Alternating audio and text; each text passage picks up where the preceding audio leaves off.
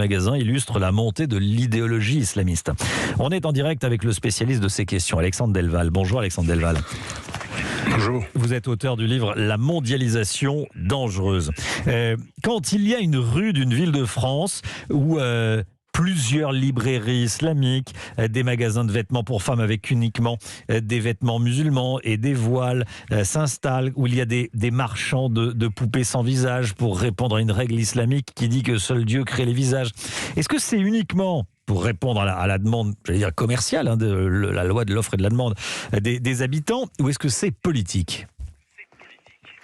C'est un peu les deux. Au début, il n'y a pas de demande. Rappelez-vous, il y a 25 ans, 30 ans, alors ça a commencé déjà à cette époque dans le Nord, mais si on remonte il y a 40 ans, par exemple, il y avait déjà une population musulmane importante, mais qui n'avait absolument pas ces demandes. On a créé la demande, si vous voulez, avec une technique d'embrigadement, et même si la majorité des musulmans sont pas du tout islamistes, des islamistes ont pris le contrôle de nombreuses associations musulmanes et des mosquées et des centres et des librairies, où ils ont pris le contrôle aussi de la nourriture halal, et ils ont fini par créer cette demande en disant: si vous êtes un bon musulman, vous devez consommer, vivre de manière un peu séparée. Vous prenez ce qui est intéressant pour vous dans la société mécréante, mais vous essayez de vous replier pour pas prendre ce qui risquerait de vous rendre impur. Et ils ont créé donc une véritable demande, pas chez tous, mais chez de nombreuses personnes issues de l'immigration, mais aussi récemment arrivées.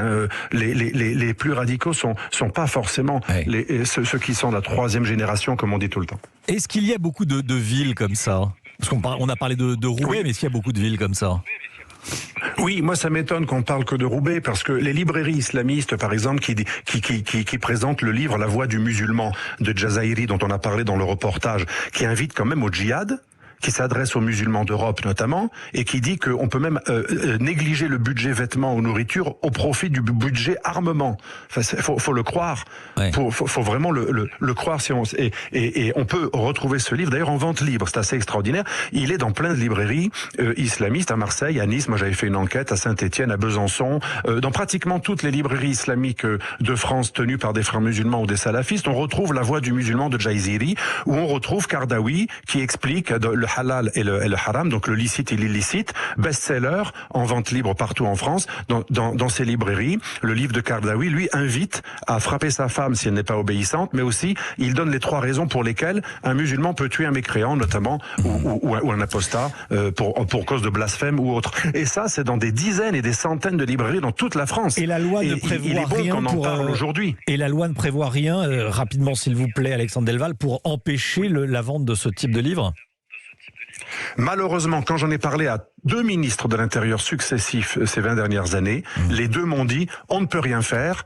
Et moi, je ne crois pas justement à ce défaitisme selon lequel on pourrait rien faire. Quand il y a un appel à la haine, même si c'est au nom d'un texte révélé, la loi pourrait considérer qu'un texte de haine et de violence, il est aussi grave qu'il soit révélé ou pas. Or aujourd'hui, on s'abrite derrière le fait que c'est un texte religieux qu'on pourrait interpréter avec un regard plus éclairé, ce qui est vrai, mais certains le prennent à la lettre, et donc il faudrait changer le regard sur certains textes et surtout interdire ceux qui ont une lecture radicale et officiellement violente de textes que effectivement d'autres interprètent de manière plus douce.